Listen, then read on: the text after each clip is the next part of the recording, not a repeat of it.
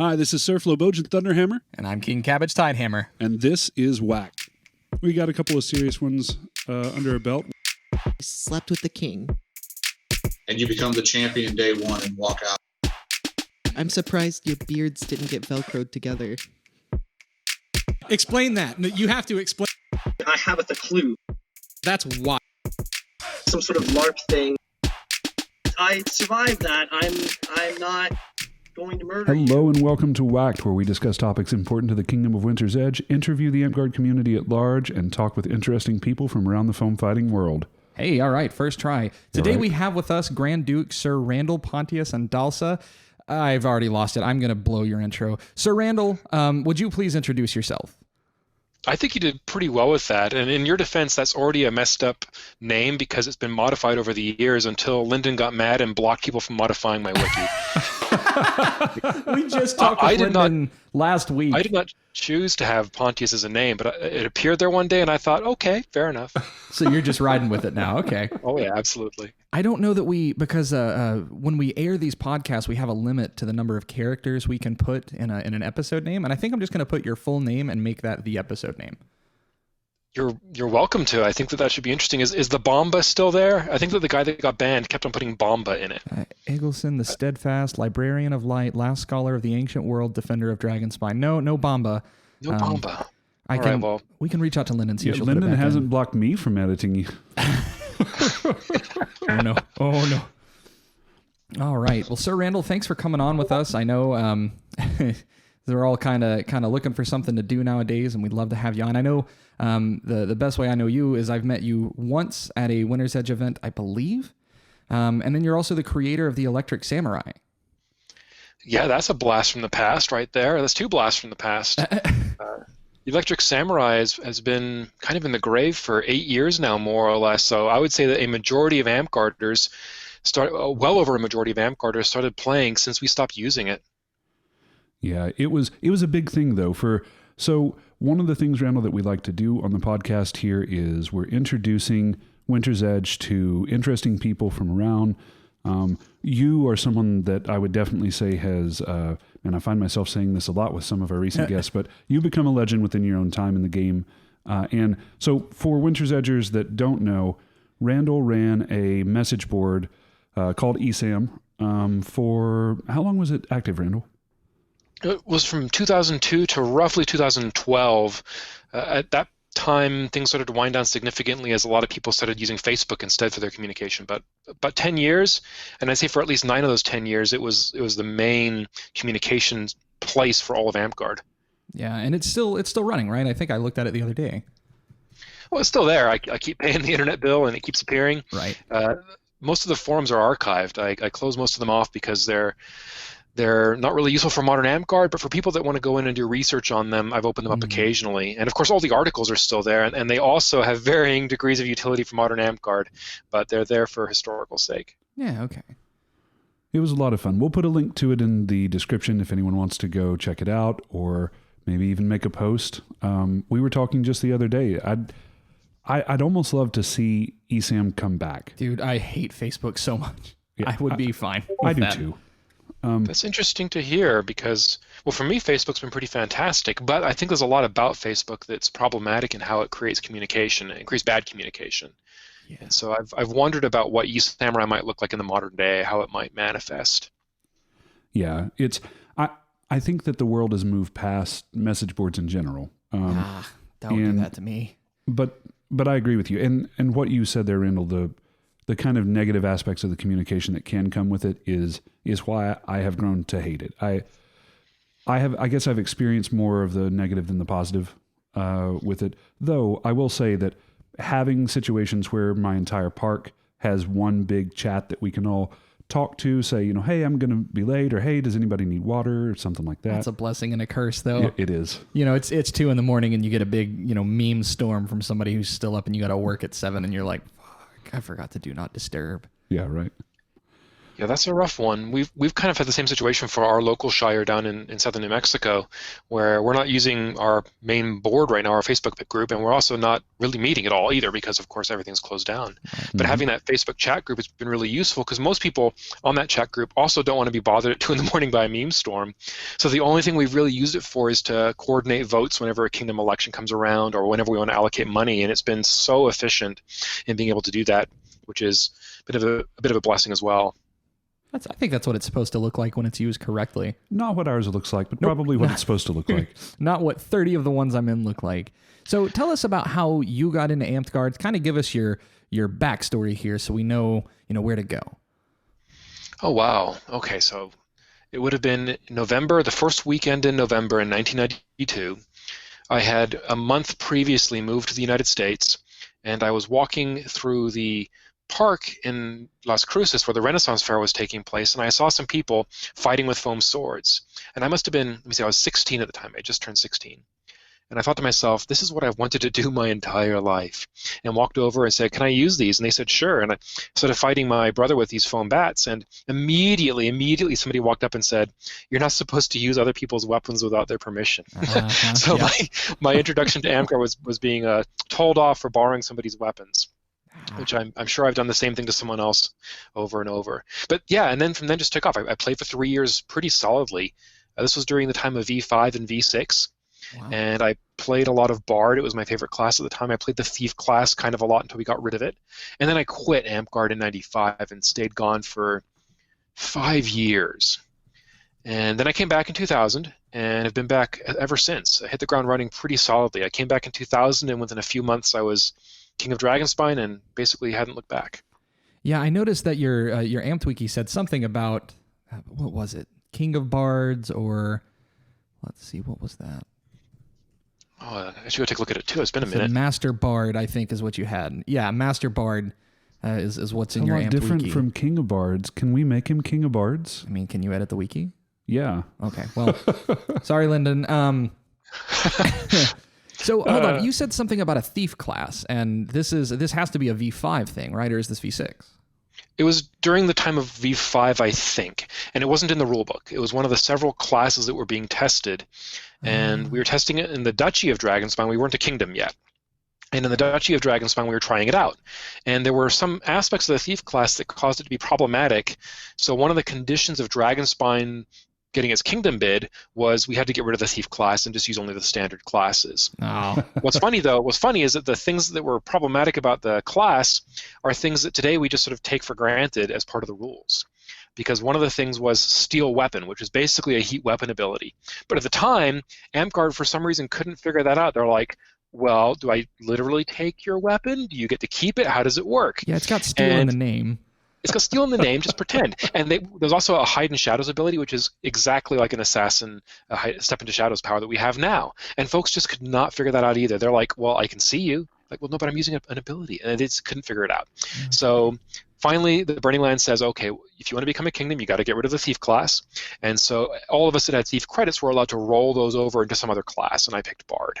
Okay. I was going to say it sounds a lot like assassin, but I guess that steel weapon, I kind of like that. That would be a cool thing in the Assassin's Toolkit, or maybe even Scout to make it kind of useful.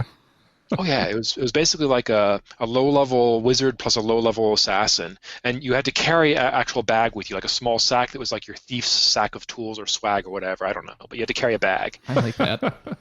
I would allow that in my kingdom. Yeah, it was just a lot of fun. I loved it. And actually the reason that I have the persona name Randall is at the time people would make up different personas for different classes, especially if they felt like, oh, I want to play this class, but it doesn't fit my persona. And I was playing a barbarian at the time because I really wanted to have a two-handed sword. It didn't make a lot of sense. I was a real scrawny kid, but I wanted a two-handed sword. Well, then a thief class comes along and I'm all, that's super rad. So I decided it doesn't make sense for my barbarian to be a thief. I'll make a new persona and I'll use the name Randall, which is from Time Bandits because that guy was a thief. Oh, you're right. Yeah.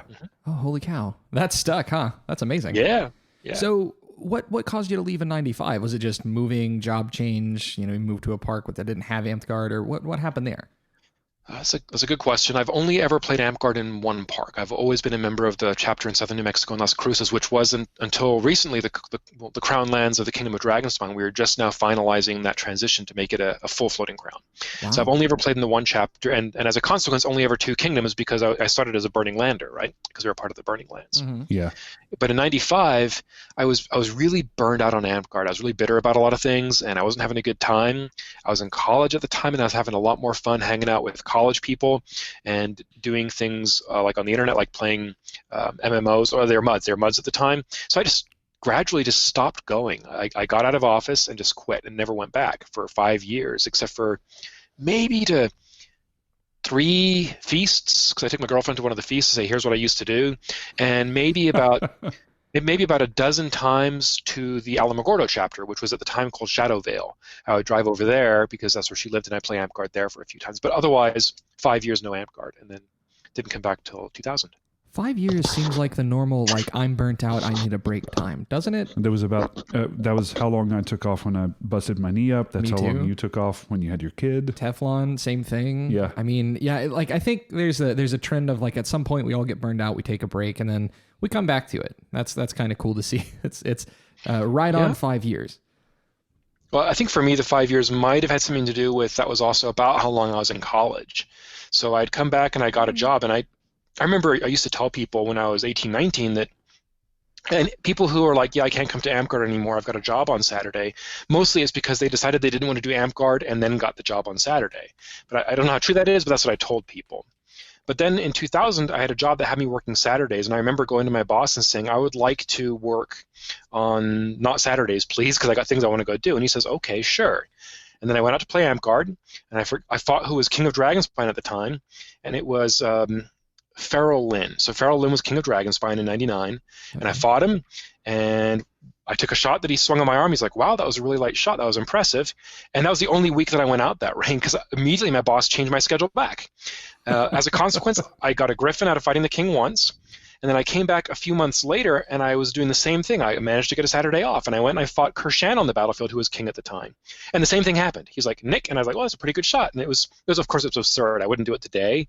But at the time, I was like, well, that's a light shot. I'm going to take that. And he was impressed, and he gave me a Griffin, and I got my schedule changed again. So 2 reigns, 1 attendance, Griffins from both. So I feel pretty good about that. Yeah, all right. That was, we don't still give out Griffins, do we? They're not part of the... Do you not? I mean, they are still an award that can be given out, but they're not part laddered. of the laddered, the standardized awards now, so Griffins are kind of... Oh, no. Yeah. You got to give out Griffins. This is a conversation that we had about a month back, and I wish I could remember who said this, but Griffin, their take was, Griffin is one of the most important awards that you can give, because what you are signifying to everyone is that, especially as you start getting higher up, this person has gone out of their way to make sure that the game is fun, fair, and balanced for everyone else. I have 3 Griffins. Oh, I'm proud of you. Yours pretty good. I was about to give you a heckle. I was about to say, aren't you king? But nobody's playing right now, so who are you going to give a Griffin to? Yeah, I mean, we're still doing like a lot of online ANS, but Griffin is one of those, like, how could I'd have to figure out a way to award that, So, Randall, I want to point out to everyone here where you start to tie into Winter's Edge.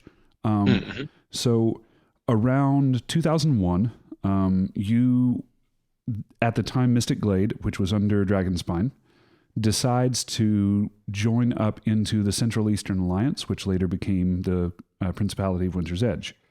And Dragonspine decides to give us a send-off. Now, I actually have our original Dragonspine contract still here in the room that we're recording in. Signed in 1996 by Snicker Furfoot and Lord Calidor. So you come out and you give a few titles to some people that were well deserving of it, and Sir Gillen gets his Defender at the time, which this was at a time where you needed 3 to get Sword Belt. You needed, or maybe 2 of 3. It was 2 or 3. You needed Warlord or Defender, or you had to win a Weapon Master. And there was one other, I think. In Dragonspine, it was also a Master Griffin, so any of those 4 items would have done the trick. I don't know if we had that. We did not, but there were there's other knights that have done that. I know Sir Shadow was a Master Griffin. Yeah. Also Tristan, currently King of the Burning Lands. Oh, wow. Oh, there you go. He's a Dragonspine knight. So you come out, you give everyone there some Dragonspine belt favors that you had made yourself, that we still wear today, and hand out some awards and say, hey, thanks so much for being a part of Dragonspine for so long. Very, very supportive of our move to begin forming our own kingdom. And then for roughly 10 years, 12 years, we disappointed you horribly. But we did finally get there. It left a lasting impression on us, that Dragonspine would send someone out, and that you came and you did all these things for us. But that's where your story starts to tie into to Winter's Edge is this first encounter. And then we met you again several times over the years as we would travel out west, or we would meet at events that were kind of towards the middle of the United States, SKBCs and things like that. Oh, yeah. Yeah, I remember that really vividly because it was a long road trip that Amy and I, my wife and I, took out to Tennessee, or Knoxville, to visit y'all. And it was a heck of a trip because it was long and we had to sort of marathon it because we had part of our leave canceled. And we didn't have time to unload the Jeep of stuff that was already in it, and we knew we wanted to make these belt favors, but ran out of time to do that as well. So we just threw the sewing machine in the Jeep and hit the road. And I also remember getting there, and I was on a kick where I was learning how to make chains, like knight's chains, and I made one for Gillen to give to his knight. And it was a real simple, it was like made out of electric fence wire that I just coiled around a metal rod and clipped with some clippers. And it was a real simple Byzantine chainmail, right? It was chainmail. And I remember I went to the first of the SKBCs, and he comes up to me and he's like, I made you something. And he had made me a chain that was way more complicated than the one that I'd made for him. It was beautiful. Like this, it was like the weave itself was fairly straightforward, but then it was spiraled on itself. Just a wonderful, wonderful chain that he gave me that day. And I really appreciated that.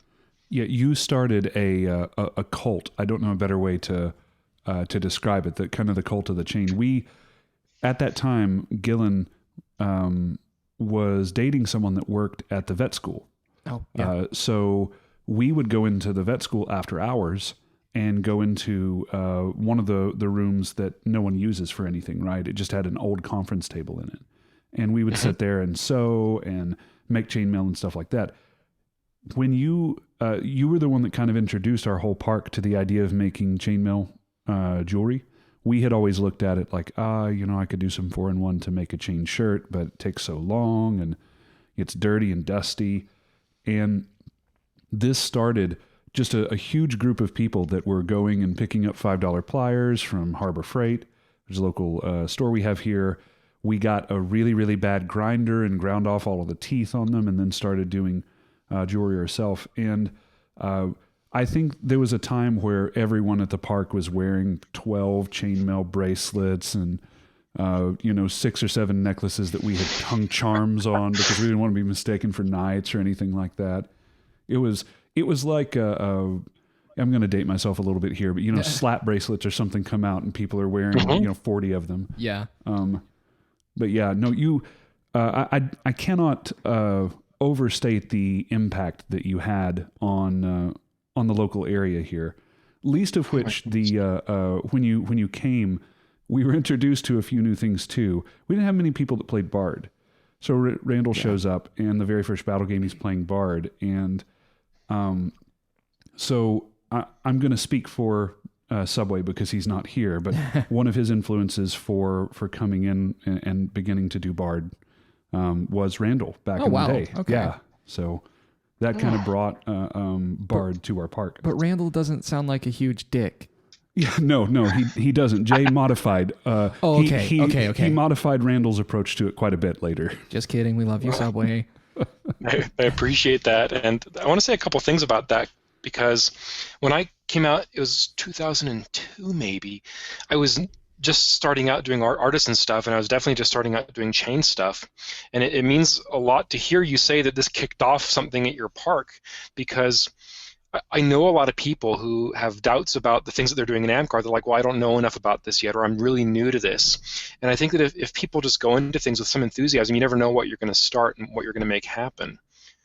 And that's really good to hear. That's exciting.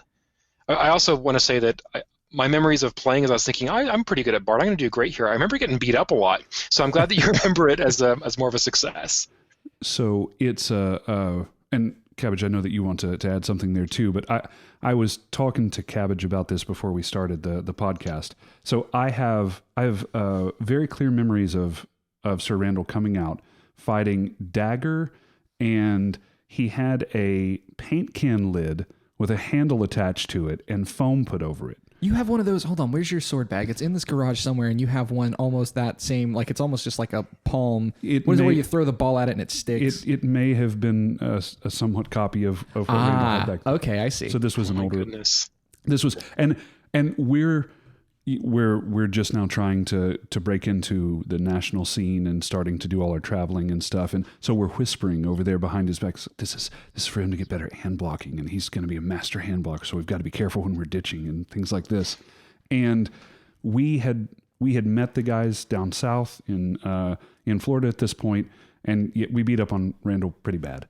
But that's not where the story ends, or the story that I want to tell. The story that I want to tell is the very next time that I get to spend a good deal of time with Randall is almost 14 years later. Now, we had seen each other several times, but not necessarily on the ditch field, and not in a capacity where I could really evaluate growth or anything like that. Right. And the next time that I see him, we have decided to go out to clan. He is fighting 2 warlords, and he is beating them so badly that he is casually chatting with the person to his left as he's doing it. Still with the paint can? No, he didn't have the paint can at this point. It was the clan that we came out to, Randall, that was on the slightly sloped hill. Maybe that's just where clan is. I don't know. But yeah, I remember sitting there with Zeb, with Sir Gillen, and he turned to me and he said, started singing the Times They Are A-Changin', the Bob Dylan song. Yeah. Oh, that's a fantastic story. I appreciate you telling that. I remember fighting you when I was in Knoxville when I was visiting Mystic Glade, and I think that we were both fighting Florentine, and you were tall and slim, I recall, and you looked kind of like my brother. You had like long hair, and you had a face like my younger brother, and I'm thinking, well, I fight a few guys at my park. I should be able to do it. And you were a real hard rock to throw myself against. And since 2002, Amtgard fighting in Las Cruces changed a lot because we got a lot of the wheel fighters that were starting to play at our park, and they didn't accept that we were just not a good fighting park, and they wanted to change that, and they built it up themselves. And of course, your choice then is you can keep up with these kids or you can die. And so I had to work pretty hard to keep up with all these wheel fighters. And I'm never going to be a warlord, but I always enjoy going to international events and doing well enough against fighters that are not like top 20 fighters in all of Amtgard, but well enough against everybody else. I enjoyed that a lot. Right. So one of the through lines that I keep hearing on this podcast is just how small gestures get held on to, right? Shalazar said he hand drew somebody's award and they still have it hanging on their fridge. Dame Linden talked about a lot, like she would give somebody a pin and they'd have it 10 years later. And I mean, just like that, we're coming back around. But I want it to be said here and now and immortalized on YouTube and Spotify and wherever else that at one point Flo was slim. We're gonna hang on to that forever. I would say lanky. Yeah, he's still lanky, but we all lost Slim at some point. I was a dashing young man at one point. You'll have to show me the pictures. No, please no. No, I'm glad you said something about that small gestures thing because that's such a huge deal, and I think that if more Amtgarders keep that in their mind when they're doing stuff in Amtgard, because new people don't realize what's going on. They'll show up at the park and there'll be somebody who seems like they're kind of a big deal or kind of important for some reason, or maybe they're just like a good fighter, or maybe they're just really friendly, who knows? And the things that they do, for good or for ill, will affect that person if they stick around for like the next 15 years of Amtgard. And I remember a lot of ill gestures from when I was a kid, but I also remember a few good ones too. And I think that those things are important because it's almost like for you it's Tuesday, but for someone else you have either made or ruined their Amtgard experience permanently, one way or the other. I loved that movie. Yeah. I love the original Street Fighter movie. I'm assuming that's what you were referencing there. A little bit, yeah. Yeah. I mean, like, I remember the ill gestures, right? I remember the bad things that people did, but those have all kind of faded, and the good gestures are still just as shiny as they were the day they happened. So, like, I feel like there's something to that. Yeah. I hope so. You remember the midnight ditches that you were in where everybody was having a good time and there wasn't someone throwing a temper tantrum or something like that. Offering right? you vodka out of a Camelback. Yeah, it was great. Oh, Lord, that's a depressing thing to say. Yeah, I know. Right? Especially when you're expecting water. It's upsetting. Yeah. So you, I wanted to give that tie-in for everyone there, and I'm glad that we got to take that little trip down memory lane. But shortly after that, or around that time, you get your crown belt. So this is back in 2002. Mm-hmm. And since then, you have also gotten your flame. What was your journey through Crown and Flame like? What was going on in your life in Amtgard around that time? Oh my goodness, that's a memory lane moment there. But those are milestones, and I have an easier time remembering milestones.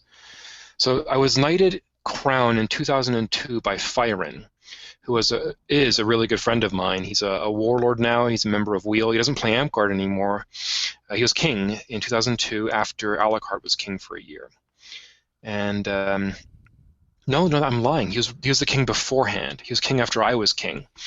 And somebody had mentioned maybe a year prior that they wanted to knight me for the one reign I had done as king. And I thought, well, you really should do it a couple of times at least, and it should be pretty good. But I hadn't really thought about it too much at the time. I thought, well, I enjoy being king. I enjoy this Amtgard thing, but I'm not really concerned with that. I'm not really worried about it. Right. And then he changed his mind, and that was like the first inkling I had of maybe I do care about this a little bit. Because I thought, well, this was all fun and games, but when you change your mind, now I'm wondering what went different. But what actually went different is we all told him, this is a terrible idea. You don't want to do this yet. Right. So then I was out of office for 6 months. I came back into office and did king again and had a blast. Had a lot of fun things happen, made a lot of mistakes. And then in the next reign, I was regent, and I was talking to Fyron, and I said, so we're figuring out what awards we're going to give out, but we agree that we're not knighting anybody this reign. And he says, yeah, I agree. That makes a lot of sense. And then I was running a small event. I say small, it was intended to be Olympiad. It was Olympiad, but maybe like 50 people showed up. Okay. And I was running it, and I was at the gate, and Emmer shows up. And Emmer is a knight in Dragonspine. She's been around for kind of a long time, and ended up being queen once, 10 years after this. So she pulls up, and she says to me right away, as I'm doing gate duty, she says, do you want a black phoenix or a white phoenix? The fuck? And I said, Emmer, I don't get to have any phoenix, really. I guess I could have a Burning Lands phoenix. And she says, oh, and drives on. And so the cat was out of the bag. And that was and the story's going to get funny when I get to the flame belt. So that's Crown. I had a really good vigil. It was a lot of fun. I got to talk to a lot of people that I cared about a lot. I had people that I did not know were going to be there, either call in or show up, like my knight Egil, who didn't play Amtgard at the time, my very good friend Foshan. It was fantastic. And I remember being pretty uncomfortable with all of it because I felt like I'd done a pretty good job doing king, although in hindsight I made a lot of pretty critical mistakes that I shouldn't have made, and I would counsel people not to make if they're in monarch positions. But I felt like at the time I'd done a pretty good job. Huh? No. He said list them all now. List them all now, yeah. Don't be a jerk, that's the big one. Fuck. And don't accidentally be a jerk, that's the second big one. Double fuck. But I know, I'm sorry, it's the best advice I have. I'm ruined. But I remember feeling like I'm pretty good at this. I'm comfortable being a Grand Duke. I love this king thing. I can hold office. It's fun running things for people and making the game fun for people. But I don't know about this knighthood thing. And I don't know if I feel I'm the newest knight now. This is a weird thing for me to be. And it took me some time to get comfortable with the idea of it, of what I wanted to do with it. And then eventually I got really comfortable with this crown identity. It's the belt that I identify with the most. Mm-hmm. But I just didn't know. And then in 2008, by that point I'd been a knight for 6 years and was fairly comfortable in my place. I was participating a lot in the discussions on the Knight Circle, guiding a lot of the ideas of what we wanted knighthood to be. And I feel like changing a lot of the ideas around the game about what knighthood needed to be, for good or for ill. Mm-hmm. And I had been a master Rose for 3 years by that point. Oh, wow. And then I get a message on Gmail from Emmer, again, who by this point is Queen, where she sends an email message to all the knights saying, "Don't tell Randall, but we need to vote on whether or not we're going to knight him."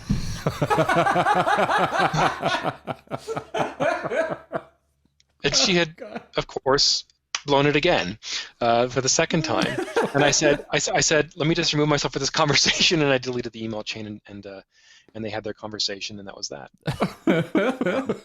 And that one I felt okay about because I'd been in Master Rose for many years by that point. I was in the height of doing eSamurai stuff. I was doing a lot of things around the game, and I had just started doing XCOM stuff the year before. Mm-hmm. And so I was doing a lot of those things, so I felt more comfortable about, okay, this is something that I feel like I've worked towards, and I feel like I can inhabit the space of being a flame knight. But a lot of it was I was already a knight at the time. So inhabiting the space of knighthood already made sense to me. Even though, for me, the flame belt wasn't what I identified myself as. There was a third belt after that. It was, 11 years later, and Emmer did not spoil that surprise. Yeah. It's 1 for 3. It's fine. Or is it? Yeah, it's 1 for 3. So, again, if it's baseball, she's doing great. Yeah, right. So you mentioned XCOM. Michael Hammer of God actually mentioned the time that you and he spent organizing and doing XCOM and things like that. What was that time like for you? I don't know if the people here in Winter's Edge understand fully what XCOM is or what their duties are. It's hell in a cell. What was it like? That's a huge question. So yeah, Michael and I were on the executive committee. So XCOM stands for the Executive Committee of the Circle of Monarchs. And the notion when it was founded in 2008-ish was that there would be a body of 3 people that would assist in organizing the Circle of Monarchs, insist in governing the meetings of the Circle of Monarchs, making their business happen, and then turning their votes into action, executing their will. And the reason that these positions came about was because previously the Circle of Monarchs was just run by whoever ran the meeting, and almost always that was the King of the Burning Lands or Aramithris. Mm-hmm. And so they just ran the meetings, and the monarchs voted, and they typically would vote on rules changes and new kingdoms, and that was it. And the new kingdoms thing was usually a fait accompli. It was always because the Burning Lands had already decided that their board of directors had voted this is going to be a new kingdom. Right. Well, one day, Aramithris just doesn't show up to the Circle of Monarchs. He decides, I'm not going to show up, and then they're going to totally fail, and they're going to see that they missed me. That this is the notion of what people think the reason was he didn't show up to it. And people just stepped in and said, well, in that case, we'll run these meetings. Right. And we ran them successfully for some years. And by 2007, the people who were running those meetings included the chair of the meeting. It included me in the capacity that would become the executive secretary, the one who would do the rules of order and call on people to be allowed to speak and keep track of the minutes, right. And enforce the rules of order, which was huge early on. It's not as big a deal now, but it was huge early on to control all these big personalities and say, no, it is not your turn to speak. And then we had the third member of that committee was the president of the Burning Lands Board of Directors. And so with the 3 of us, we were able to facilitate that business. And by 2010, Michael Hammer of God became the first elected chair because the prior chair had stepped down and put Michael's name up for a vote, and the Circle of Monarchs approved it. So he was the first elected chair of the Circle of Monarchs. Oh, wow. And we worked together for 5 years. I think it was till 2015 when he had his heart attack. Mm-hmm. We worked together for 5 years doing their business, because one of the things that the Circle of Monarchs told us to do is they said, well, we want you to organize our meetings, but we also want you to do the vision thing. We want you to find ways to make Amtgard better and bring those proposals to us for a vote. And for Michael, that was kind of a big deal. Like, he would look for ways that we could better organize Amtgard. And a lot of what we were doing at the time might today feel a little smaller scale because it was before AI. It was before Amtgard was owned by all of Amtgard, because we still had the Burning Lands owning the rules and everything. So the things that Michael would look for would be like, well, maybe we can look for ways that insurance could be a game-wide thing, and that being the stepping stone to a stronger, more unified organization. And so began experimenting and exploring some of those things. And they didn't come to fruition, but what did come to fruition were a lot of the rules that we use today. A lot of the rules for how monarchs' meetings are governed, a lot of the rules for how kingdoms are made and potentially unmade. All those things started to get locked into place during that 5-year period. The big one, the one that I'm most pleased about, is our rule for when we have a meeting, we vote on the proposals before we discuss them. Yep. And it seems tedious sometimes. Like sometimes we're like, okay, we have to do this, and now somebody says they want to have a discussion, so we have to have a discussion. But the reason that we started doing that is because we literally had a meeting, and I think this was the 2008 meeting where I got knighted, where we talked for, it might have been the 2007 meeting, we talked for 9 hours, and of that meeting, maybe 2 or 3 hours of it was about one chainmail rule. I'm not kidding. And it's because everybody was upset about the gauge suggestions. Everybody was upset about how you even measure gauge to begin with. Everybody was upset about the ramifications, and nobody knew that everyone was opposed to this rule. So they all kept on trying to convince everybody else to vote no, and eventually we voted on it, and it was all voted no, and everyone was like, are you kidding me? Did we just waste? So ever since then, we vote on the proposals first so we know what the lay of the land is, and then discuss as necessary, and then do a revote. That actually is really cool for me to know, because I was just recently in an AICOM meeting wondering why the hell it is we do it that way. But now that you've said that, it actually makes a ton of sense, because there was a proposal that came up and it was like, oh, well, proposal to table this, we'll vote. No, can we discuss this first? No, we're going to vote. Even if it fails, we'll discuss it. And it's like, oh, fuck, okay. Now it makes sense, though, because, we didn't spend a lot of time trying to convince people when we didn't know their intentions. It feels backwards from a legislative point of view, because in a legislature you debate, and when you close debate you vote. But I think the difference in Amtgard is we don't know where everybody stands before the vote, and we don't do that kind of legislative work of figuring it out, and this lets us understand that. And even though it feels like things take longer sometimes today as a result, I feel like it saves us a lot of time. Yeah, I mean, this is a volunteer position. I don't have time to go around and whip votes and figure out where people are going to... So that makes sense. Absolutely not. We need to make it as efficient as possible so that we're not wasting people's time. Yeah, absolutely. So I'm really pleased about that, and that was that 5-year period. I was in the XCOM for 4 years after that. Oh, wow. After Michael stepped down, we had a different chair step up. Mm-hmm. Wait a minute. That was me. Oh, shoot. I forgot. So after Michael stepped down, I stepped up as acting chair, and I brought in Promethea as secretary, and then we were confirmed in those positions at the Circle of Monarchs that year at Gathering of the Clans. And my intention was, I told them at the time, I feel like I can do this for maybe a year, but then I just don't know where I'm going to be mentally or where I'm going to be with the projects I want to do. Mm-hmm. Ultimately, I did it for a few years, and it's because by the time I was ready to step down, Promethea was also ready to step down. Yeah. And I didn't want both of us to step away at the same time. So I said, you know what, you do it this year, and I'll finish out the year, and then ended up stepping down from the Circle of Monarchs in 2019, October, where we had the election of my successor. Yeah, I think that's Sir Mesrith now. It is now. At the time, it was someone else, but then they were unfortunately they were banned from Amtgard, right. and there was a subsequent election, and then Mesrith was elected to the position. Yes. Okay. So. And understand that this is not meant in a negative cast, but is there a relief that comes with kind of stepping back from that level of responsibility and just being a normal player again? Oh, absolutely. Oh my goodness. Let me just say that I loved what I got to do for Amtgard for almost all those years. Mm-hmm. I enjoyed it a lot, especially the period where I was in the executive secretary position, because the executive secretary is not a policy-making position, really. Or it wasn't at the time. It was more of an administrative position. It was other people are making policy. I'm assisting in making sure that the votes can be organized, yes or no, one way or the other, and I'm making sure that efficient government can happen in Amtgard. And that felt really good.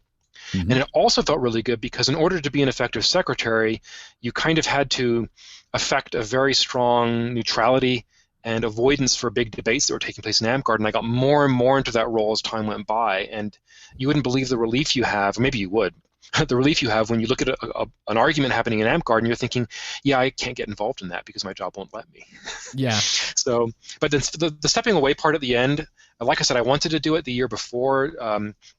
I'd been kind of not enjoying some aspects of Amtgard since around 2017, and when I became chair, it was to fill a gap for a while, but chair at the time was also part of AI because we had formed Amtgard International.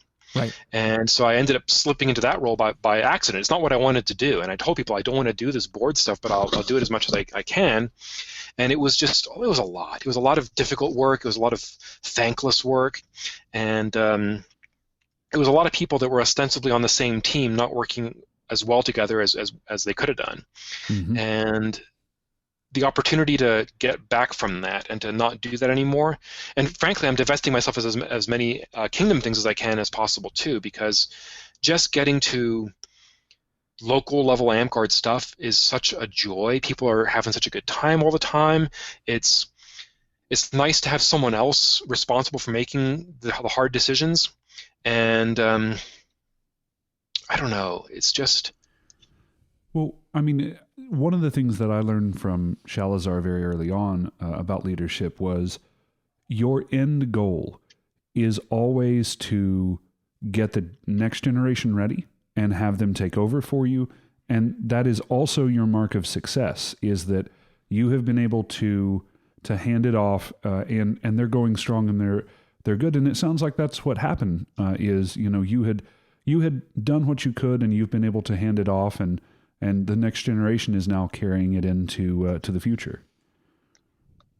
Yeah, I hope so. There's an executive committee. There's a circle of monarchs. AI has a structure in place with various offices, and you win some, you lose some. But I think a lot of those aspects of Amtgard government are still in place now. Yeah, it's much more structured. The org chart now looks like a frickin' circuit board. Like it's very, you report to this guy reports to that guy. It is all very laid out in a way that, everybody has their kind of silo they work in. Yeah, and I think that makes it easier for individuals. Not the Wild Wild West anymore. I mean, No. And it was when we started doing this. The only thing we had really was, hey, we have a circle of monarchs, and the Burning Lands kind of gives them some authority over kind of the rulebook. And so building a lot of the structures that we have, because ideally now the circle of monarchs should almost never vote on rules, sort of an up and down vote on what rules reps and the rules organizer puts together for them to say, hey, we did our best, here's the results, what do you think? Yep. Ideally the circle of monarchs should be voting on all that other stuff. Yep, that's what we're doing. Yep. I mean, it sounds like it's working as intended, and Mesrit's doing a pretty bang-up job of running things, I think. Mm-hmm. I think that there's maybe some parts, and maybe this is getting a little bit controversial. One of the nice things about not being in any kind of office is not having to care about a lot of these things, but I find that there are still some things that I care a little bit about. Mm-hmm. And when it comes to the Circle of Monarchs, I think that the Circle of Monarchs is not intended to be a legislative body. I think that wasn't the way it was built for success, because it's intentionally set up where it rotates frequently. Every month, a couple of monarchs leave and a couple of monarchs join. Yeah. And to ask it to be to have an executive function, in other words, if it's driving policy, if it's legislating policy, I think that there's something not working there that unfortunately makes it so that positions that were not intended to be long-term permanent can gain unintended sway over the body. Yeah. And by that I mean like the senator position. What I think that the Circle of Monarchs works best as is when they put people in place to do a job, and then those people, in order to get anything done, have to go back to the Circle of Monarchs, have to say, we are doing these things, please approve it.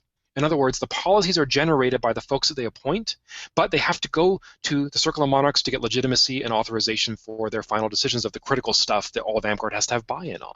Well, I think it's also cool that, we appoint a committee, for example, the rules committee, or now we've got a committee looking into maybe a fifth belt. Don't know where they're going to land on that. But then that committee is probably going to come back and report to a totally different group of monarchs. Right. So there is a bit of a check on that where, if we were all a cabal and saying like, oh, we're going to get a fifth belt in the game so we can all get our whatever belt. Well, we're not the people that get to approve when they come back. We're not the ones that get to say, yeah, totally. Yep. Battle game belt, cool. All of us are going to be knights now. Awesome. So I like that as a check.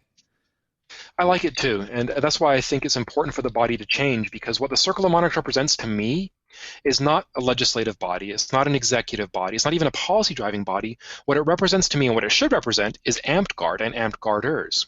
And therefore, it should be the body that puts that mark of affirmation on policy decisions that are made that affect all of Amtgarders to say, yes, Amtgard wants this. Right, we represent the will of our players. Precisely. It so was there's my pitch. At this most recent clan, there was some stuff came up about taking Paladin and moving it to everybody instead of restricting it to knights. And I stepped up to speak, and I said, I actually spoke with our Circle of Knights. I spoke with any players that were willing to join me for office hours, and we have a unique Circle of Paragons. And Winter's Edge, I spoke to all three groups, and they were like, You talk to your players about this? And I was like, fucking yeah, I did. This is a pretty big vote. It seems like it matters. And they're like, oh, this is my opinion. So I just came here ready to go. I was like, yeah, no, this is what my players had to say. This is what our knights had to say. This is what, our paragons had to say. This opinion is not necessarily my own. It is my kingdom's opinion. And they're like, oh, yeah, we didn't do any of that shit. I'm like, God, I spent like weeks before preparing, and they're just like, oh, we didn't make notes. Fuck. You're that kid. Fuck off. So I want to touch on one thing before we move on to Randall. You were talking about some very high-level org things that you have done, but you've been very influential on your kingdom level as well. Oh, yeah, I was scrolling through his Amped wiki. It's like king, regent, champion, king, champion. Yeah, very little time spent out of office from, let's see, according to though there's no way to tell if this is accurate, if people were changing it. October of 2000 all the way up through present, it says. Yeah. So a lot of time on the board of directors, a lot of time in Kingdom office. For some of our newer players that are interested in moving into some of these Kingdom level offices or becoming more involved with our board of directors and the actual running of the Kingdom behind the scenes, what is some advice that you would give them? What are some things they could do to kind of break into those roles? And what's one takeaway that you've learned after, 2 decades almost of being in positions like that? I'm not sure I'm the best person to give advice for that, but I'll do my best. And the reason I'm not sure is, again, I've only ever played in my park. And it was always a very large park. Even when I thought we were struggling for numbers, we were always one of the largest parks in Amtgard. And we were also the core lands and the crown lands of a static crown kingdom for until just a few years ago, we started to float the crown. And so I had to win over that park. And I felt a sense of responsibility to the other parks in my kingdom. I wanted to make sure that they were invested and involved and that I won them over too. But really, the votes had to come from one park. And so my advice on getting into those offices would not be relevant in modern Amtgard, where every kingdom is a floating crown and you have to win over a lot of parks. But I think that the model for that is still going to be similar. I think that people do need to travel to various places in their kingdom. They need to be seen, because Amtgarders, more than they trust expertise, they trust faces, I think. They trust people that will travel and come to them and will care about their concerns and will care about their parks. And so I think that people that are looking to get involved beyond their own localities should visit as much of their kingdoms as possible and be good to people, be nice to people.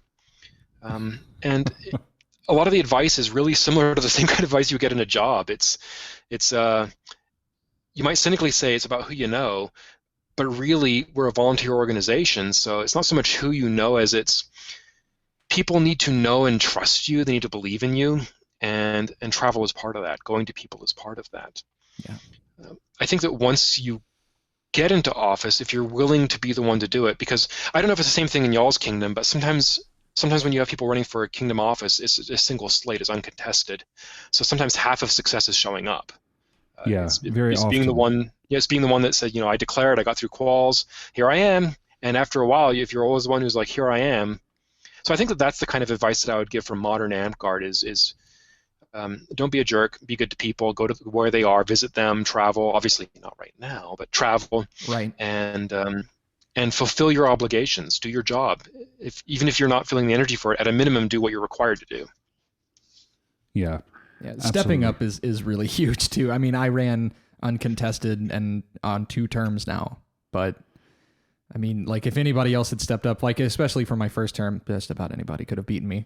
Realistically, they could have. And so we had this was a thing when we had first gotten Kingdom, and I was running against Chase Vishiran. Yep.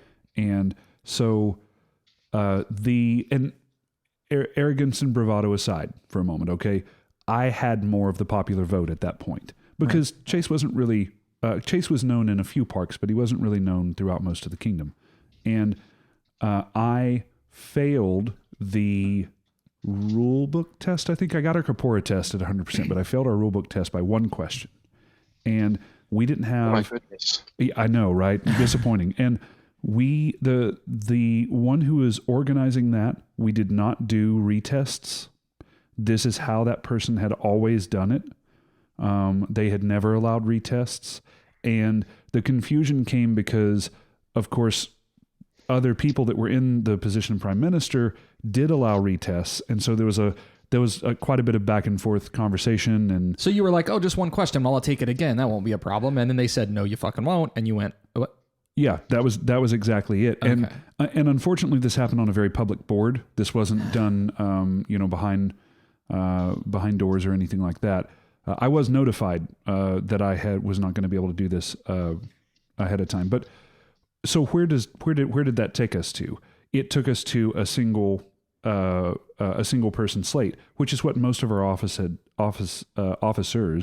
had run on before. And I had to make this big post where I was breaking down that there was no kind of evil conspiracy that happened and nothing untoward or odd occurred here, that the reason that everyone is so shocked after we had been a principality for, what was it, 17 years at that point, or 16 years at that point, Yeah. was because we so often end up in a situation where people are running uncontested that we simply had not had enough contested elections for something like this to come up before. Yeah. My goodness. And it's disappointing. It's one of the reasons that I ask, do you have any advice for people that are looking to get into this? Because here's the good news, Randall. More recently, and I know that we just now had a conversation about how Cabbage ran unopposed, but more recently, we have finally had this younger generation stepping up and starting to do a lot more. Our last 2 or 3 prime ministers, it was their first or one of their first kingdom level officers. We have people on our board of directors that are Crushing it. Yeah, newer to the game and doing a great job. Hella good work, guys. This is. I think that for the first time, I can say that this is a very healthy outlook on how I think offices should be done. Seeing this new blood come in, and I want to see that continue. But it also presents these new challenges, because all of the silly mistakes that we made when we were very young, and people don't remember the silly stuff that Kazan did, or I did, or Shalazar did, or Zeb did, or something like that, are now going to start popping back up. And they're popping back up in an age where Facebook is around and every cell phone has a camera on it. And these were things that I didn't have to worry about. Yeah. True, very true. I think that the modern Amtgard experience, I don't know. I have some mostly positive thoughts about it. I think that it's challenging because we have a lot more of people's personalities exposed to us. Mm-hmm. And that gives us some more difficult situations to wrangle. But I don't know. I'd almost rather know. It was sort of nice to be in that naive place where we didn't know what kind of people were when they weren't right in front of us. But people aren't right in front of us all the time. So see, this is the thing. There are, there's a lot of off-topic Amtgard boards on Facebook now. There's Boffers and Blasphemy. In Winter's Edge, there's the Manatee boards. And it's all about memes and shit talking. And sure, it is a perpetual dumpster fire, right? Like there's on any given day, there's a shit fight happening, and it's mostly unmoderated, so nobody does anything about it. And I have always said I don't like these things. I think they're bad. It's not just memes. People come out with hurt feelings, but the counterpoint to that I always get is, what these people are really saying when they're unmoderated. What these people think without anyone obstructing their thoughts. So if that person fucking hates you, they're going to say it, and you're going to know it. So yeah, you get the personality. I still, by the way, don't think that offsets the negative that these off-topic boards bring. But you do, to that end, you do get their truest personality and what they're like. I want to go back to what we talked about a little bit earlier about eSamurai, because I think that one of the failures of eSamurai was that it was unmoderated for so very long, and that gradually changed the character of the site. It gave it a reputation very similar to the unmoderated spaces that we have today in Amtgard, as negative reputation, and then eventually killed it. Eventually, people took advantage of the unmoderated nature of the site to overwhelm any good conversation that was taking place and kill it off, which is okay. It needed to go away at the end there, mostly because of the damage that they themselves were doing. But it left me with a pretty strong opinion, especially having seen what came onto Facebook afterwards, a strong opinion of the value of unmoderated spaces. And I'm okay with looking at a non-moderated space and saying, well, now we know what kind of person this person is. But I think that the next step has to be, and then we don't want to play Amtgard with them anymore. Right. I feel like our unmoderated spaces, for some people, they're like, hey, this is fun and games and we share memes, but I'm not on any of them anymore. I don't even look at them anymore. There was a time when I was a member just so I could glance in to see if there's something I needed to know about based on my offices, but I don't even bother with that. But there was not a day that would go by where you wouldn't look in and say misogyny, anti-Semitism, homophobia, transphobia, just on and on. Yeah. And I don't think some of the people that enjoy those spaces get that. They don't understand that that's what's on display there, and that when people who are on the fence on, hey, maybe Amtgard is for me, look at a space like that and see all that going on and realize, no, it's not. You're not a white dude. Sorry. It's really distressing. It's really upsetting, and I think that I don't know what the answer is. I feel like the answer might be, and then we ban them, but I know that's a hard hill to climb. It is. I don't remember ESAM being that bad. I do remember a couple of tire fires, but for the most part, it seemed like the community was capable of moderating itself. But again, I did take a break near the end of ESAM, so maybe things progressively got to that point and I missed it. Well, you're not wrong. A lot of people inside, myself included, I didn't get it. I was thinking, we're not that bad. This is okay. We're talking seriously about a lot of Amtgard things. Yeah. But for a lot of folks outside, they're like, don't go there. Don't go there at all. And it's awful. And here's the kind of things that they discuss, and here's the kind of things that go on there. And I did not see that at the time. So I kind of get the blind spots that people on those unmod spaces have, because I had them myself. Because I think the ESAM right was problematic for all those reasons. It's funny. It's funny because I remember, and I don't remember the exact thing that brought this up, but I remember you having to respond to a situation once. And me, as a young man at this point, I was around 18 or 19. Slim, even. We're just going to keep going to this. Never letting it go. I remember it very clearly influencing how I looked at free speech. And so later I heard the story of, one of the leaders of the Black Panthers stopping this police officer from breaking up a Ku Klux Klan rally and saying, if they don't get free speech, we won't get free speech either. But my early interpretation of that story that I heard much later was Randall coming on when someone said, you need to cut this person off, and Randall kind of laying down the groundwork for what free speech is. In this example, and I wish I could remember what it was, this person wasn't saying, they weren't saying derogatory things of other social groups or something like that. They were simply putting forth a perspective that was not popular at the time at all. Yeah. And that was really big for me. That was really, it very much influenced how I learned to talk to people, especially online, and how I view free speech. Now, all of that said, I'm of the same opinion of both of you that the unmod spaces should just die. Well, so I've thought about this a bit, and this is a feature that Facebook will never, ever implement because it goes directly against what they're about. But some kind of rate limiting, right? So...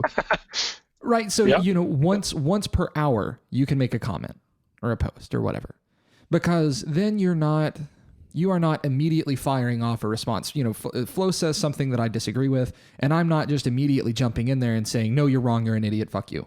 And then another comment that says, and another thing, and then another comment, and eventually, if you read all 15 of my hate comments, eventually at the bottom there's a source that's actually the core of the argument, and all the name calling is 14 comments of garbage. Right. So you then have to take your time and compose your message and say, here's something of value. Or you can use your 1 hour to say, fuck you. That's fine too. But you've used it. And then you don't get to come back unless you have a troll account, which is, it's a workaround, I guess. But, it turns off that impulse that Facebook actively encourages, which says, post something now. Hey, say something. Post something. Interact. Engage. I mean, that's what Facebook is designed to do. my active sabotage against that I intentionally do is if I get a sense that people are just posting to be provocative or irritating or trolling or just kind of crappy people, then I won't respond.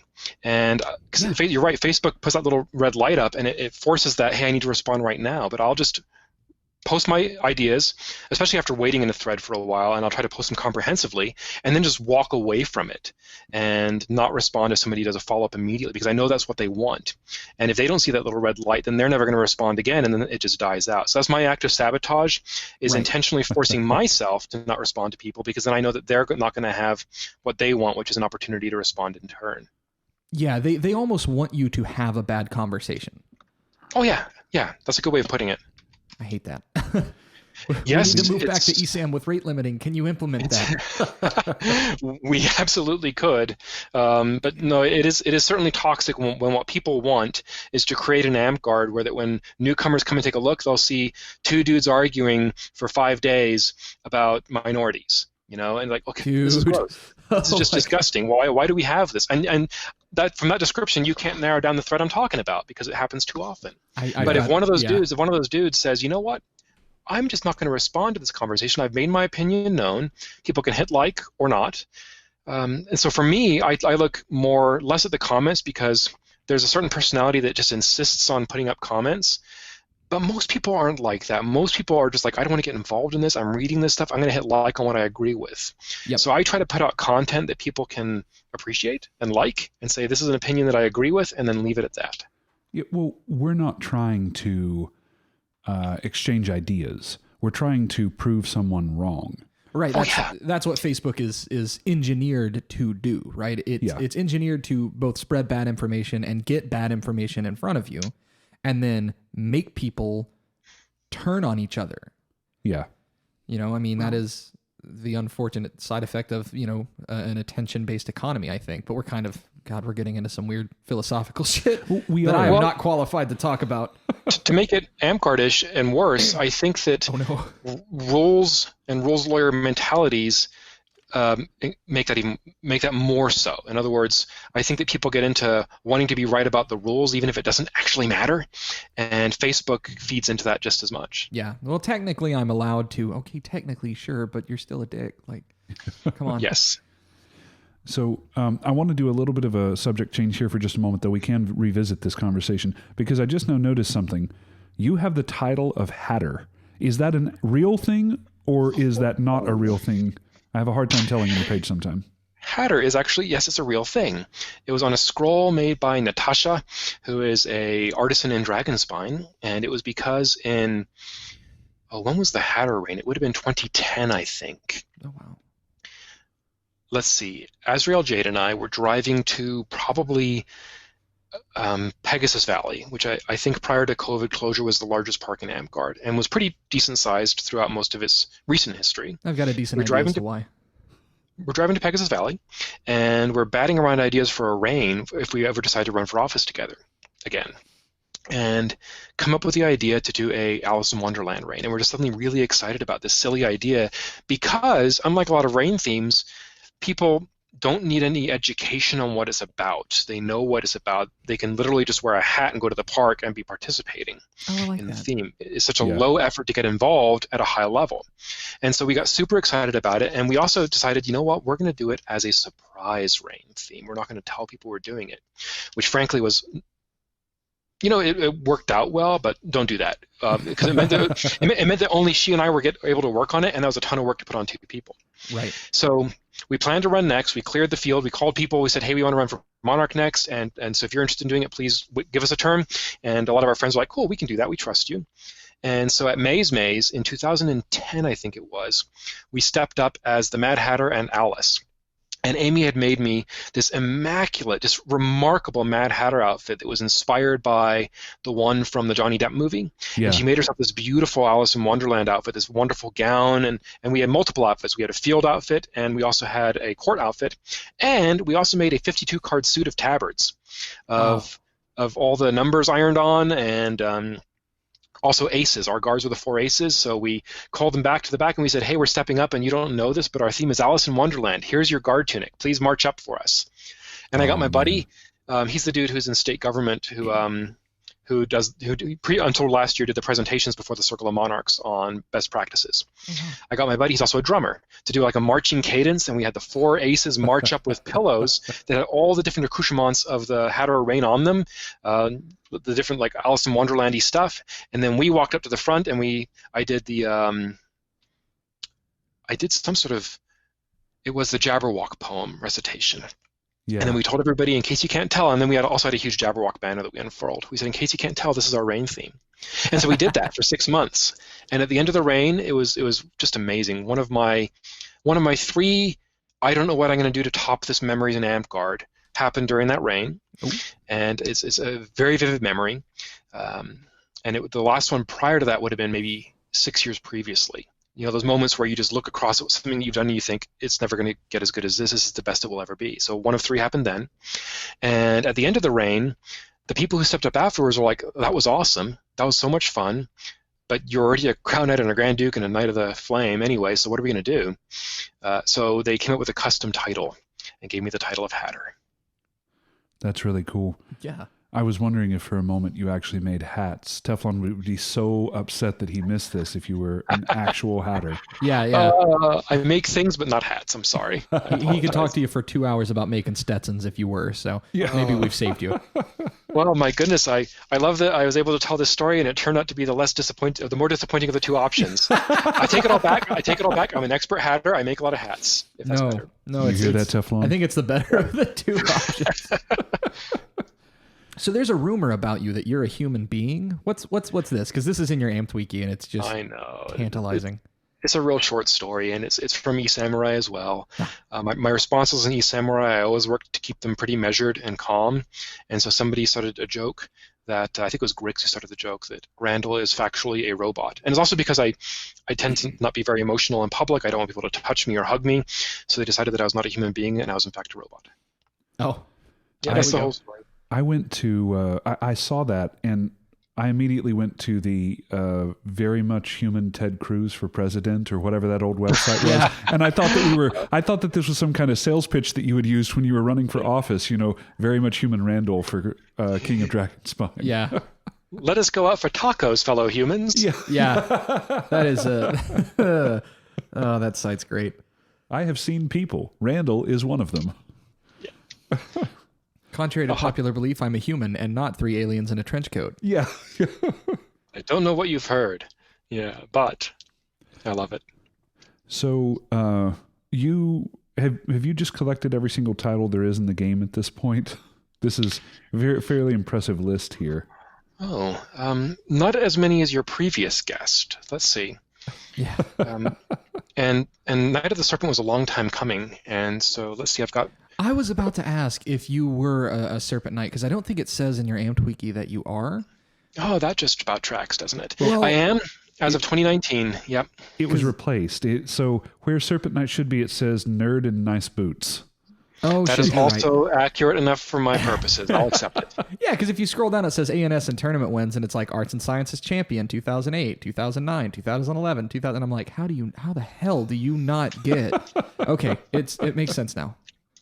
Well, Dragonspine was a bit busted for a while. We didn't make a Knight of the Serpent for 10 years. It was a big gap. Mm-hmm. And previously, by the way, we also didn't make a Sword Knight for 10 years until Ilmarin, and then we made some of the best in the game. So there were just a number of reasons for it, and most of them were that, like, my squires or my spouse were the monarchs, and so that makes it a little bit challenging. One of those squires, by the way, again to tie this back to Winter's Edge, if the SKBC that we had here back in 2016, Sir Anatole was one of your squires. Oh yeah, I love that guy. He's fun. He taught a great class too. Again, Winter's Edge people, that was the real deal Holyfield class where we were talking about footwork and movement and staying light on your feet and ways to practice. Real quality individuals. I'm sorry. Anatole's one of the best in the game. What? Okay, so I clicked on Anatole on your Amped Wiki, and there's kind of a theme here. Why is everybody a dinosaur? Oh, you're finding all the E-Samurai jokes, aren't you? I mean, I was there for a bit. I remember E-Sam, but I don't remember this. I don't know what it was, but it was during a period when Grix was doing a lot of Photoshop of people, and at one point he went into about 5 of our Amt wikis and vandalized them all by replacing our heads with dinosaur heads. And so Anatole got, I think, almost like a Velociraptor head or something like it, or a T-Rex, and I think I'm an Archaeopteryx. I don't know. I think that's correct. It's been a minute, but they replaced them all with dinosaurs, and again, I looked at it and I thought, well, cool, I'll just leave that, I guess. Yeah, I mean, why not? Yeah. Yeah, a lot of that comes from that period, and a lot of us bonded really strongly over that time. A lot of, not just a bond, not just like a, hey, we're goofing around doing dinosaur stuff, but a lot of the ideas of here's how we want to run Amtgard, here's how we want Amtgard to improve, were born and nurtured on eSamurai, and a lot of the community that went into running Amtgard afterwards was born and nurtured on eSamurai. So I think a lot of those dinosaurs, it seems like light and fun, but it was part of the bonding that brought together a whole generation of Amtgard leadership. Yeah, absolutely. I know a lot of folks from eSam that were ended up becoming pretty high up, at least in our kingdom and in the game itself. So I would agree to that.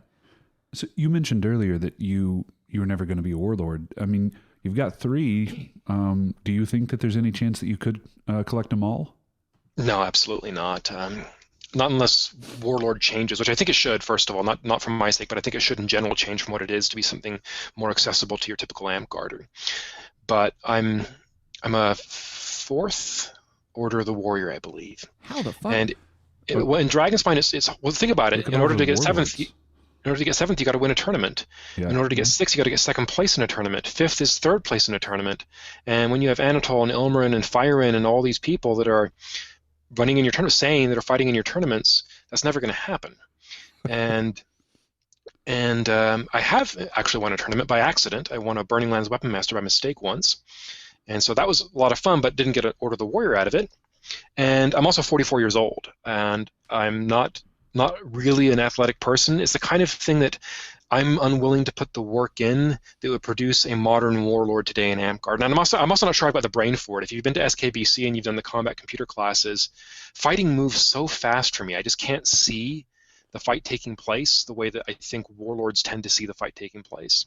So that's why fair. I don't think in order to get Knight of the Sword, you have to be a warlord. I don't think I'm going to become one. That said, I often amuse myself by thinking how close I am according to old school definitions, because I am a defender. I've been champion of Dragonspine many times.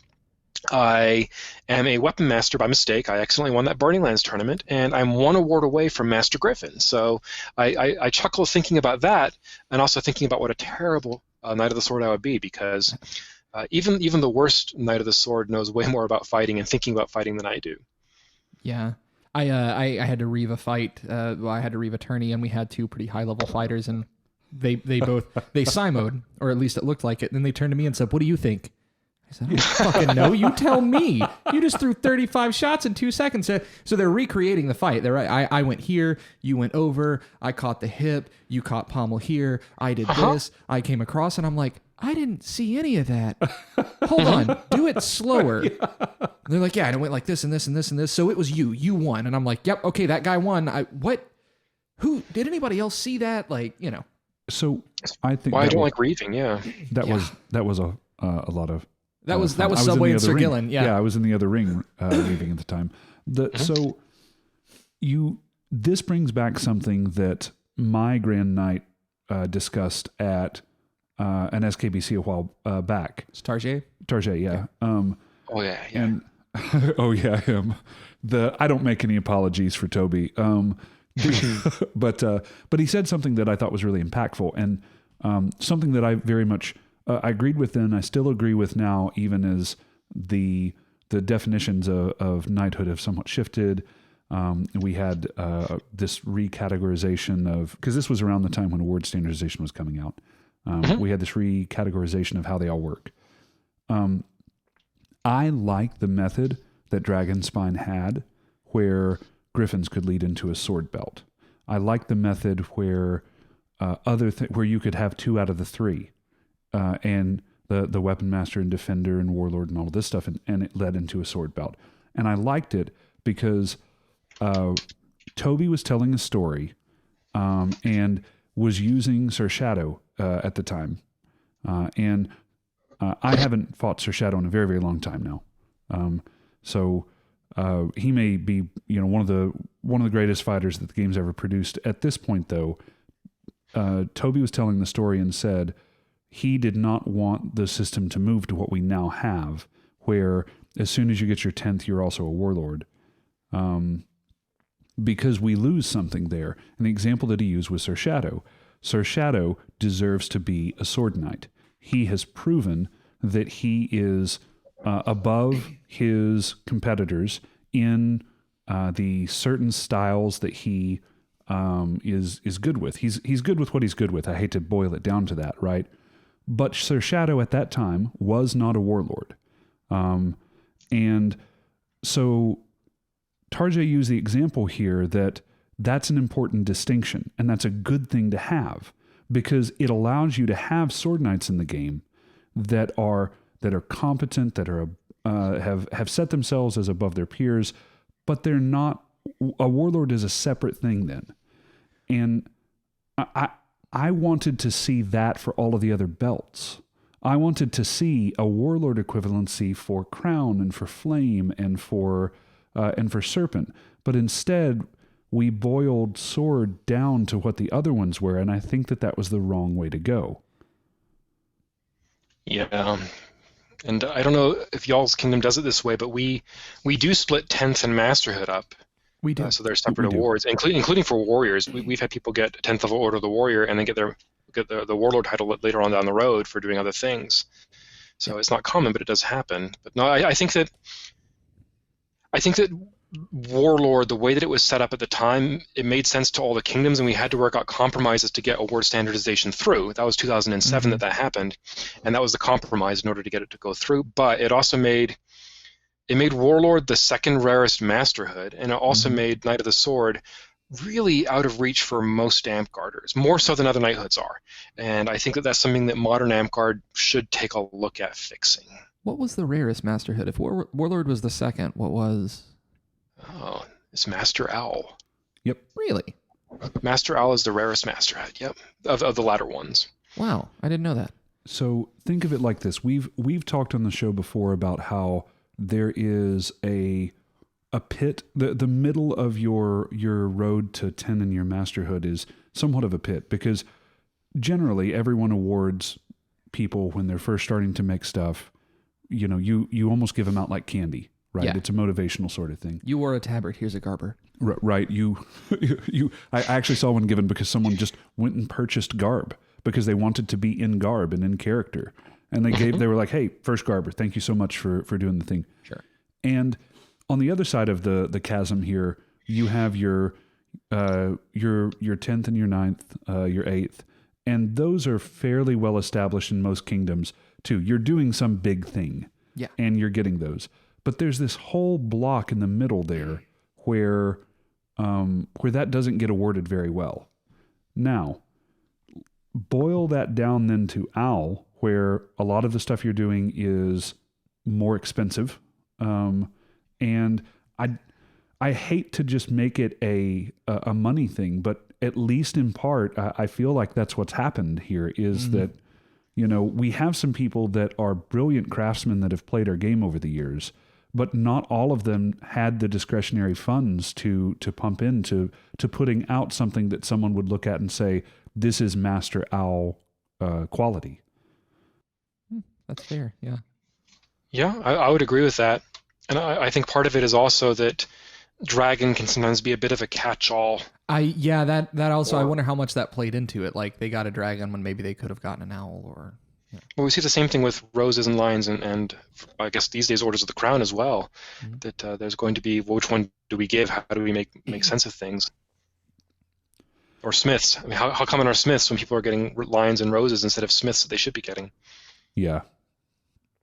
Yeah, it's been a problem, and that I kind of wish would be, award standardization would be revisited, or not revisited, clarified. Clarified may be a better way to put that. We've talked about this before, and at a certain point, people want like rigid, steps to an order and things like that. And I think you do that and you sort of suck the soul out of the game. So you have to be really I don't know how you thread that needle, right? Like I've thought about it, and every time I work up a system and I go, this would totally work. And then I start thinking about it and go, oh, fuck, I don't want to make that, or I don't want to have to hit those milestones. I want to do this other thing. And I wish there was a good way to do it. It's tough. It's not easy. And I have a lot of faith in the award standardization team. I think that they're doing really good work out there in terms of doing the analysis necessary to find out what it is that most Amtgarders think and what it is that most Amtgarders want. So I don't know that I have answers. I got strong opinions, but I don't know if I have answers. And I bet if anybody can get answers, it's going to be them. Yeah. So, I mean, Flo, you said something to the effect of, you wish there was something like a warlord for the other belts. Like, what would that look like? Like, just take Crown, for example, because you are a Knight of the Crown.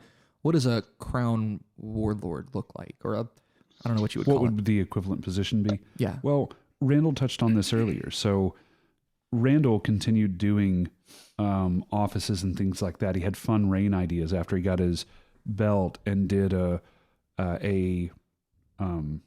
Alice in Wonderland reign and who knows what since then, right? Yeah. So name-wise, I don't know. I can't come up with a name off the top of my head, right? But that kind of thing in Crown would be a good example for me of someone that was then deserving of whatever title we wanted to. I mean, that almost seems like it's what for Crown. It seems like that's what Grand Duke should be, right? It's the next highest to king, so you don't get to say you're a king because that's reserved. But Grand Duke is that highest title that anyone can hold in perpetuity, and that seems like it could be used for that. But we've already got a bunch of Grand Dukes. I mean, we've got Kazan, Bashirin.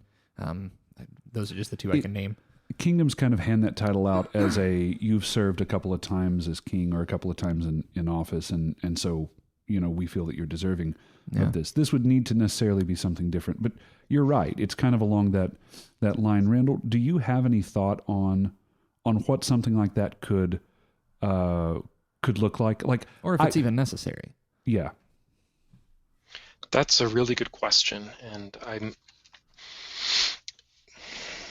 I've thought in the past about what do we call someone who's been monarch twice, right? You call them a Grand Duke. What do you call someone who's been in office a few times enough that they're sticking around? You probably call them a Crown Knight and so on. But we really want those awards to be, height of excellence, and in many cases they are, even though there's that thing that everybody knows is that there's even among knights there are unspoken tiers, aren't there? Where there are knights that are looked at as those are like the creme de la creme, and then there's also knights that are like, well, you were there, good job, buddy. And we want to reward, we want to reward that though, because tenure.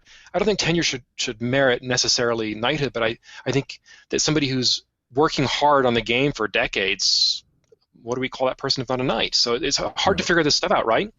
But then I thought to myself after a while of like, what should this Uber Grand Duke title be, and what should this Uber Serpent Knight title be? And I found that I just stopped caring. I thought, what am I doing? This doesn't matter. We don't need to segregate. Well, these are our knights, but those are our really good knights. Well, then what do we do when do we have a really, really good knight above them? And I started looking the other way instead. You get the Dragon Ball Z power creep, but right, with knights. Right. You're the Voltron of knights. I started looking down instead of up and saying, well, maybe we're not giving enough flame belts for the people that do stick around for decades, always being the ones that are making your events work, even if they aren't the ones running the events. And I looked really critically at Warlord.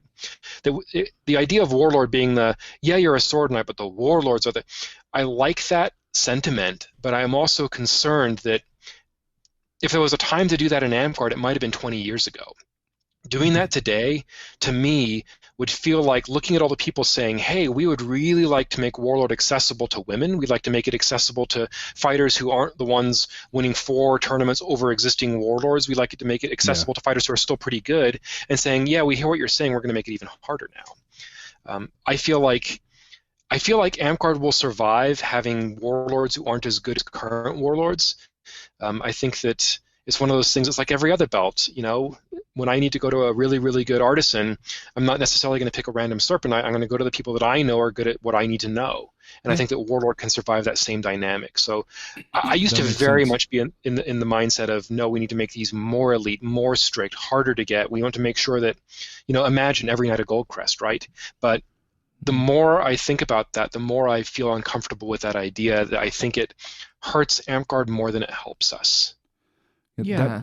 That makes a lot of sense. And I had never thought of it I'd never thought of what Toby said then or the ideas that I've formed of it since then as an extra gatekeeping mechanic. But in some way, I was looking at it as alleviating a gatekeeping mechanic in some ways. But I take your point that it is creating this other. It's creating another section where you could be discriminated against, I guess, is a good way to right. put it. If you look at it from the point of view of the people on the bottom, and I'm not saying that like, oh, look at all these plebeians, but if you look at somebody who's not a knight and who's, probably very new in the game, they're looking at now another rung above them that they have to bow down to. Whether or not they actually have to, you don't, but yeah, it's sort of part of the game, right? That person is better than you because of their white belt. Well, now that guy's better than you because of his, I don't know, turquoise belt. Yeah, you're not just a serpent knight. You're the dragon of the east. A Super Saiyan like 2 that. serpent Exactly. knight. Yeah. And something I think we got to be careful of is, You're welcome. I think we need to be cautious about the treadmill people find themselves on because of the way Amtgard is set up, and because you have basically two classes of Amtgard. There's a class that sticks around and there's a class that doesn't. There's the people who play past 4 years or so, and there's the people who don't. Because of that, you have a constantly improving group of warriors and artisans and leaders and Amtgard servants that are constantly trying to one-up what they've seen come before, and you have this other cyclical group of people that are coming into the game 4 years at a time, and then either sticking around, becoming part of that crowd and trying to play catch-up, or quitting. And I think that for all of us, the place that you were when you started Amtgard, what was required to succeed when you started Amtgard, is no longer good enough these days than what is required now, because the game has moved on from those things. The fighters have learned new tricks. The artisans have demonstrated greater and more enhanced art. The kingdoms have organized themselves in more complicated and coherent ways. And so I think we have to be careful that people will start their journey and say, you know what, I'd like to be a knight, and they'll start working on it, but the ground is literally moving under their feet. It's getting away from them. Yes. Yeah. The progress they're making is not keeping pace necessarily, or is keeping pace slowly with the advancements the game is making. And that's why I think it's important for us to, maybe push back against that a little bit, and maybe say it shouldn't be the standard of, here's this person who's been playing Amtgard for 20 years, you got to be at least in their league to get knighted. Well, they've been playing it for 20 years. Maybe you don't have to be in their league. Maybe you just need to be pretty good. Maybe you just need to be a pretty good person and have the tools to continue to improve. Maybe that's what we should look for in our prospective knights instead. And I hesitate to call that gatekeeping. I know that was the term du jour at the Circle of Monarchs at the last year, which I know had a lot of tempers flaring quietly behind people's seats, because one person's gatekeeping is another person's standards. Right. So I hesitate to want to use that term, especially since that's kind of inherently what knights are asked to do. They're asked to vote on who becomes a knight or not. And monarchs are asked to do the same thing. You have to do the same thing. You get to decide, well, was this good enough for a sixth smith or not? And so I want to recognize that there's some gatekeeping that takes place there, but there's kind of a spectrum. There's a blur of how much of it is standards, how much of it is gatekeeping, and how much of it is helping and hurting. That's the more important thing for me. Are we encouraging people? Are we keeping our standards at an exciting level while still encouraging people? And if we're not, we should calibrate. Yeah, I think that's fair. Yeah, I agree. What then, and it's hard for me to say some of those things because it's not where I was for very many years. I've sort of worked myself up to that opinion place, and so I might be trying to convince myself right now more than I'm trying to convince y'all. But this is the nature of a rational mind, though, right? I mean, you take in new information, you evaluate that information, and if you are then no longer able to hold on to some of the beliefs, you abandon them and you move forward with whatever your new set of beliefs are. We don't get to pick what we believe. Oh, well, bless you. I feel like Unmod very recently called me irrational, so thank you for saying so. Yeah, right. I think it's a good idea to always have a thought and then say, but how am I wrong? Right? You sort of steelman your own argument. You make it stronger by doing that. So, I think that's a good thing to do. And I like the idea there of sort of keeping up with things, keeping maybe redefining how we look at that a little bit. Well, I want to throw something out for both of you as well, because you're both in a position to make these kinds of arguments. Also, not so much how am I wrong, but maybe how's the other person right? And right. My example of that is I've been on a night circle for 18 years, and for a great chunk of that time, I was aggressively looking for candidates, like saying, well, what's this person doing? How are they progressing on this fighting track? How are they moving on this service track?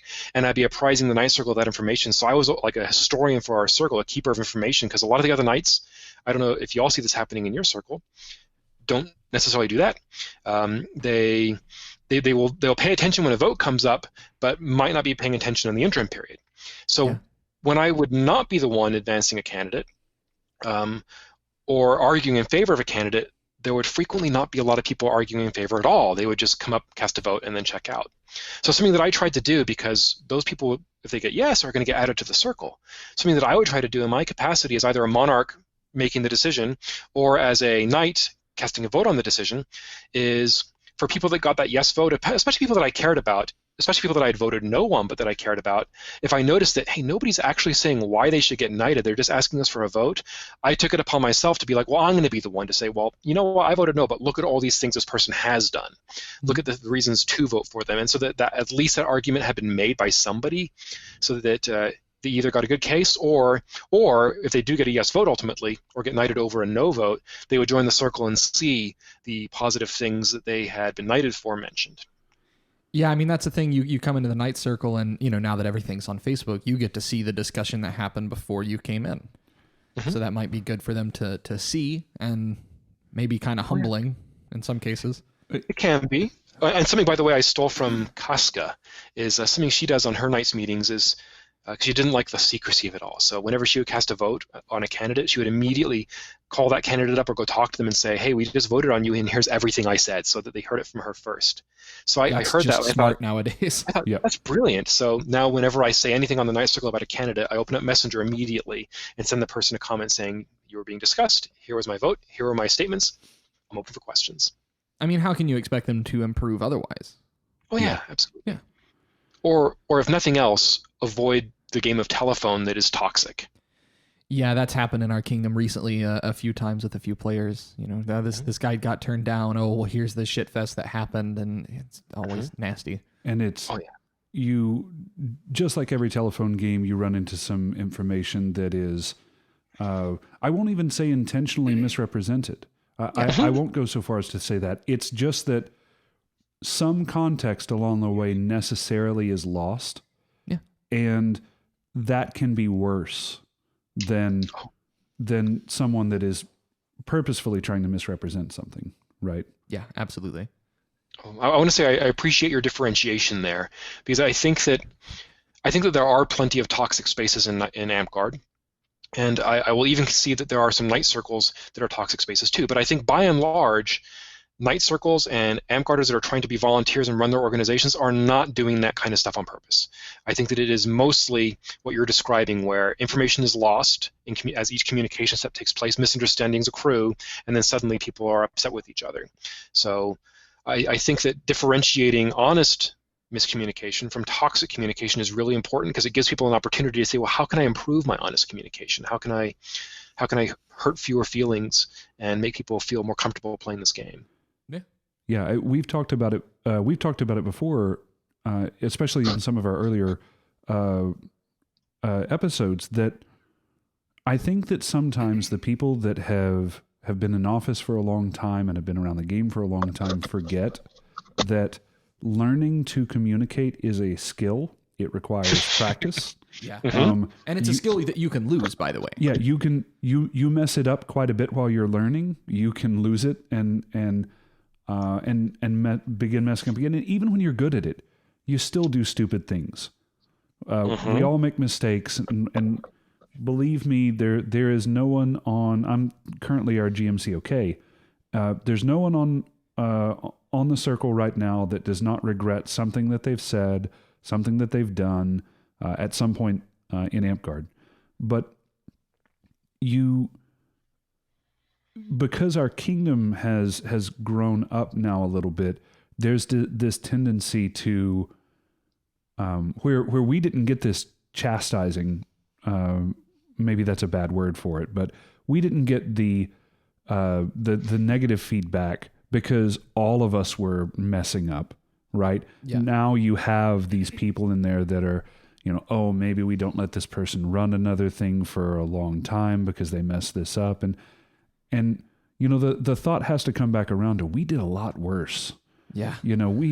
We have messed up in so many creative ways worse. It goes back to what we were saying before. They don't, everybody didn't have a camera at the time, or, Facebook wasn't a thing. Well, I think too, more than regretting things you've said, I'm not a knight, but this has certainly happened as a monarch. I regret a lot of the things that people say that I said. Right. Because, I mean, I have seen my words twisted, and I've had to go up and be like, no, actually, that's not what happened. Here's a screenshot of the conversation. Here's what was actually said. And, I can see how you'd see it if this was, if you only got this text bubble and not the chat beneath it, you might totally think I'm an asshole. But if you look at both of these together, you can understand. That you're an asshole. Yes, also, but I'm coming from I literally, this is not a thing that like I expect other monarchs to do, but for every vote that I have cast, for every ruling that I have made, for every post that I have made, I have a folder where I have listed the reasoning for that vote or that decision or whatever it was. Yeah. Because I forget shit. I'll do something. I mean, this is not a joke. After we record this podcast, until it goes up, I'm going to forget most of it. Yeah. So I document it, and then this has saved my ass a few times. Or somebody said, "Oh, well, I heard Cabbage said this," and then I wander into the thread, and I'm like, "I said what? Hold on, no, that didn't happen." Pull up my documents. October 2020. Okay, let's see here. No, that's not what I said. Here. Yeah. I'm going to send this to you. So. Yes, regarding things you've said, that can always suck, especially if you've said something truly bad. But also, I think being more open prevents that regretting what other people say you have said.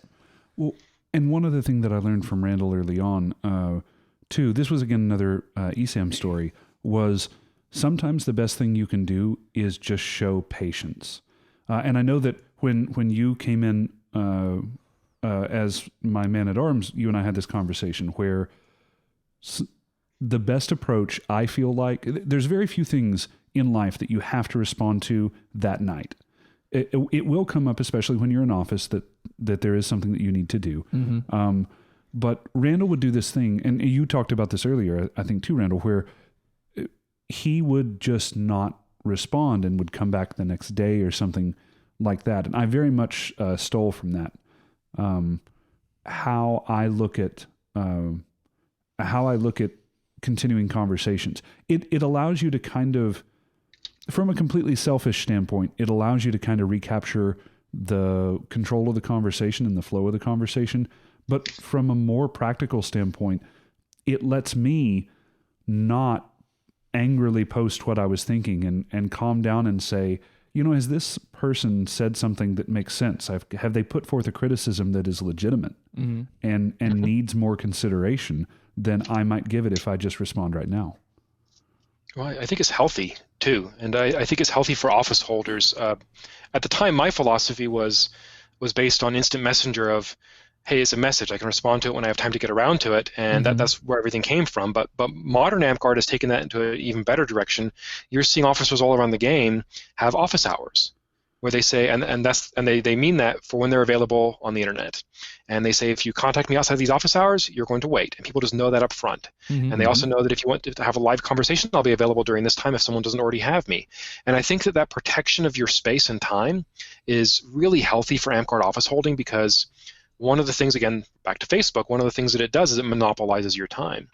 And one of our kings even took it to a further level than that, not just office hours, but also had a day in Amtgard where he's like, on this day, I think it was like Thursdays, he says, on this day, I'm not even online. I'm not even going to be at a computer on that day. I'm just turning everything off. So I think that's important for Amtgard officers to do, is to have those office hours. I love what you were describing there, Cabbage, about your documentation and keeping it all written down. Yeah. I don't have documentation on every vote like you do, and I think I'm going to start doing that. But I have extensive Google Docs on all the awards that we've given, all the reasons why they were given, the templates that we created, because I love creating custom award templates. And something else that I did for your communication angle is, after having too many conversations that I would have with officers in other parks go awry, started making sure that whenever I was talking about anything where a decision needed to be made or a ruling had to be made, make sure that there are multiple people in those chat groups, bring people in. And I think that that's somewhere else that Amtgard has already gone to, in terms of, the rule book helped with a lot of that by setting up the code of conduct, that you already have a group of 3 officers that have to have that communication. Right. But I think many kingdoms have also gotten better at it. But at the time, it wasn't often the case. It was often the case that monarchs would be out by themselves trying to get things done. So I think the more eyes on a communication, the better it is. At the same time, I've also had, even this year, verbal communications where there are multiple people present get misrepresented in ways designed to hurt and wound, and it's just not fun, is it? Yeah, no, I've had several interactions like that where it's like, oh, we're about to have a difficult conversation. I'm going to rope in a third party here because I'm not going to be misrepresented. This is how it's going to go. I do office hours in Discord, not super frequently. It's supposed to be every Monday, but that doesn't always shake out. There's not been that much Amtgard happening. Like, we talk about the same thing we talked about 2 weeks ago. There's as much Amtgard as you want there to be, King. No. I like my players alive. Thank you. Yeah. But like there genuinely are some days. I don't think I've ever said, I'm not available on these days, but like there are some days I avoid Facebook because if that little green pimple shows up on my picture, I'm going to start getting, pings about stuff. Yeah. And it's like, I've seen it. I've been like, all right, I'm going to check Facebook real quick. I just need to go.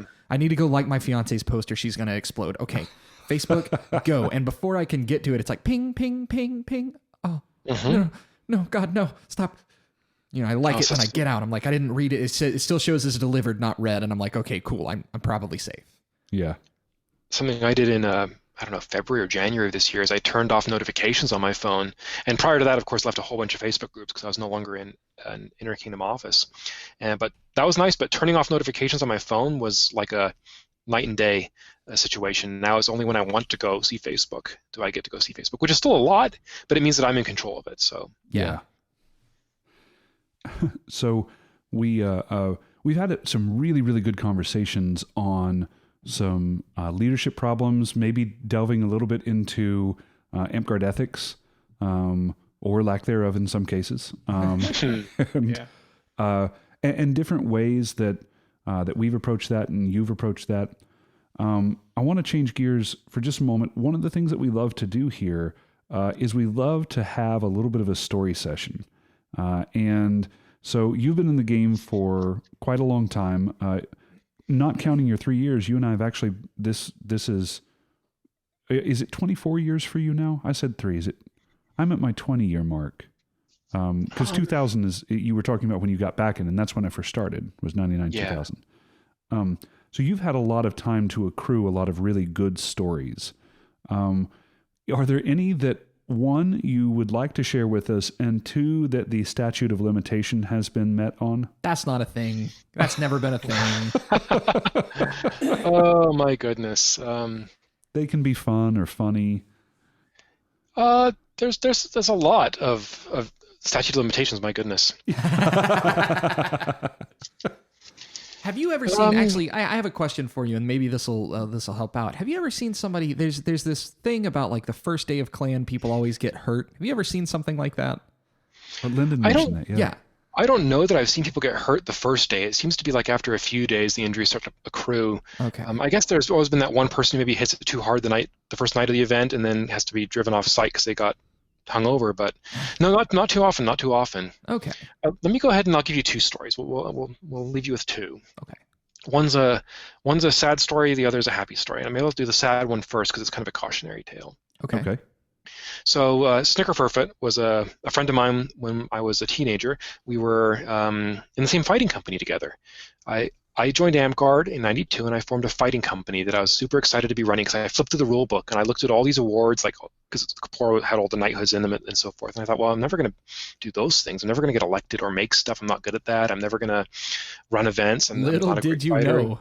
Right. It's in hindsight feels kind of silly to talk about, but at the time, very much like I look at these things, thought these are not accessible to me. But Prime Minister, that looks like I could probably get elected to that and maybe get the title of Baron, which was really important to me at the time. I don't know why, but it was important to me at the time. But then I flipped through further and I saw, fighting company. This is something you can do without permission. You don't have to get elected to do that. You just need to get a group of friends together. And then you get to be the captain of a fighting, and that just sounded so cool to me. I just love the idea of mercenary units. So I formed a newbie fighting company, and we called ourselves Pale Horse, like, Death Rides a Pale Horse. And right. We had a white horse on a black background, and there were a lot of Amtgarders who rose to prominence subsequently, like Foshan was in it. Kyron, who was King of Dragonspine in 2001, was in it. Snicker Furfoot was in it. And we were a fighting company, and it was fun. I enjoyed it. I put a lot of like newbie, you know how newbies get. I put a lot of like this young newbie nerd kid energy into this thing, like sort of working out what our history was and what the ranks were. Right. Well, and then we had an event in the Duchy of Dragonspine, and it was, I think, the second Duke. All told, we only had 3 Dukes before we became a kingdom. So our second Duke, we're having an event, and it's a mid-reign, I think, and they call us up before court as a fighting company, all of us together, and we're all, this is the first time we've been called up as a unit. Yeah. For this guy over here, it's his first recognition in court ever. I think for Snicker, I think it was his first award from the kingdom, because he'd been playing in the Barony of Shadowvale. And so we're excited about this, and what they do is they give us a shame award.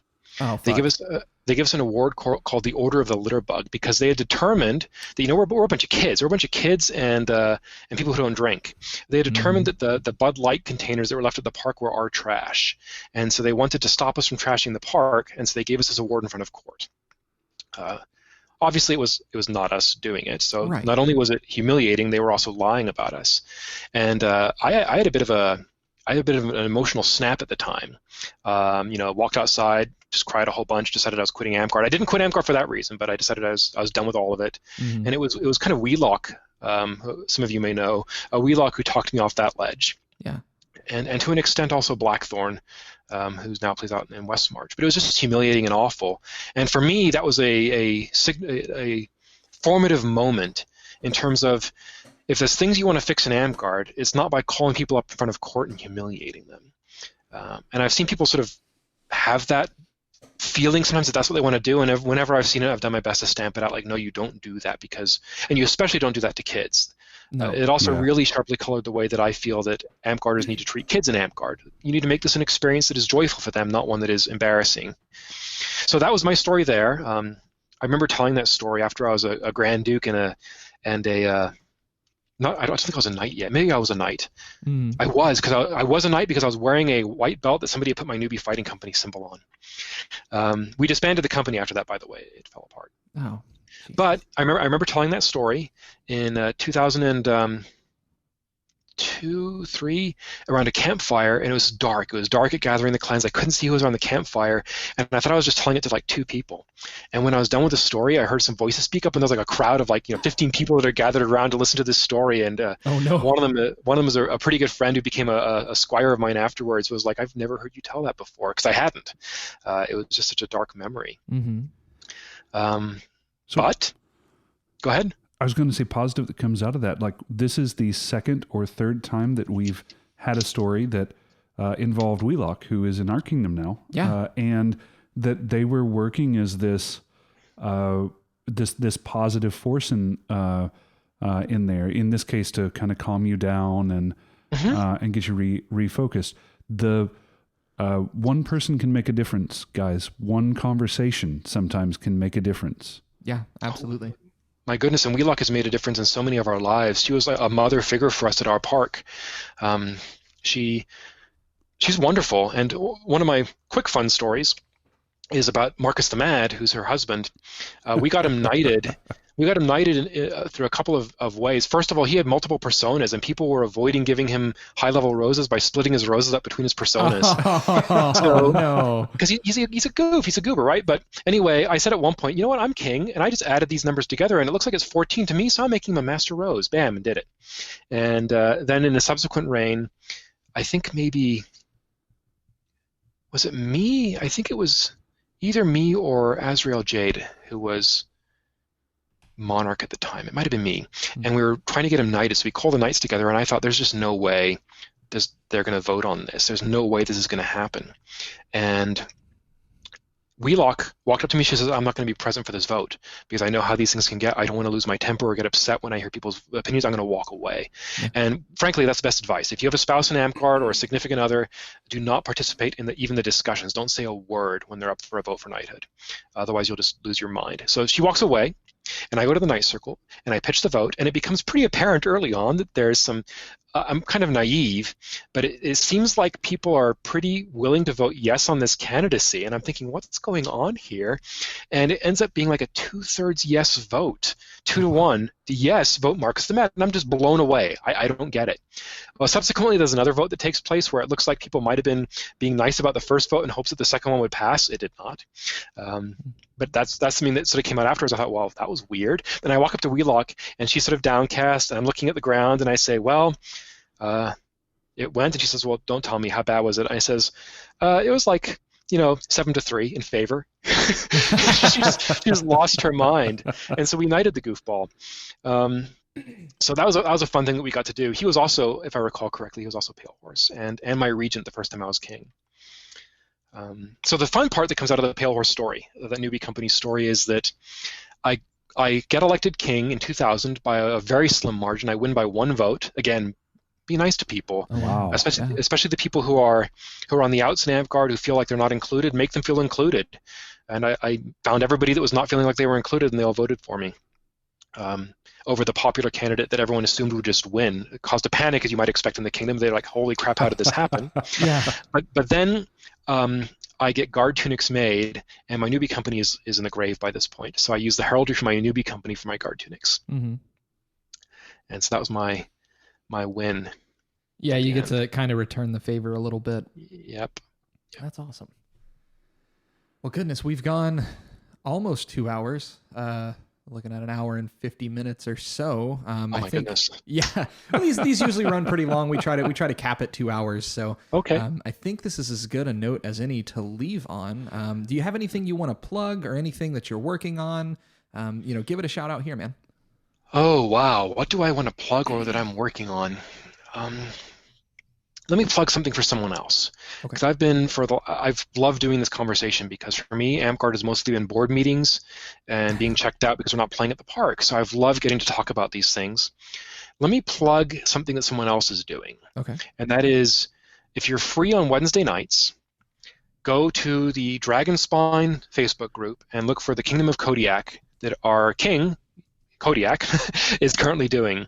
So before he was king, he did this interview thing, kind of what we're doing here, called Kingdom of Kodiak, where he brings people on and has a conversation with them for a couple of hours, maybe an hour and a half. Same kind of idea. It's a lot of fun. He's it's a different attack on the topic than what y'all are doing here. Mm-hmm. And I think that they're both wonderful ways to do it. His way, he gets a lot of really goofy questions that the crowd asks him to ask people. So he's always asking people about toasters and if they're buying one or not. But he also digs into some fun topics, and he's a good speaker, and he's fairly new to Amtgard, all things considered. I think he's like 3 or 4 years. Oh, that's beautiful. Maybe we should get him on the show. That would be cool. You know what? Absolutely. The other thing Kodiak is, you talked about communication is something that you practice and you can get good at or not. He's good at it, so I'd say bring him on. He's a good speaker. Okay, I've got that in my notes here. We'll plug it. We'll put a link to it in the show notes, and we'll reach out to him. He's been king of Dragonspine only during quarantine, really. So bring him on. I feel that. That's a huge... Cabbage got elected, and he had all of these plans. He was going to do this whole classic goblins versus the kingdom thing. And you were in office for how many hours before everything fell apart? It was about a week. I had 1 week of all right, we're going to do this. And 2 weeks from now, I'm traveling to here. And nope. Oh, no. Oh, no. Well, you two will have a lot to bond over. Yeah, absolutely. We'll reach out to him. With that, I think I'm going to roll the outro. Yeah? Yeah, please. Yeah, so thanks for listening, everybody. Make sure to give this a like, thumbs up, subscribe on YouTube, Spotify, Apple Podcasts, wherever you're happening to listen. Make sure to join our Facebook group. We announce our upcoming guests. We also take some questions from people on Facebook there.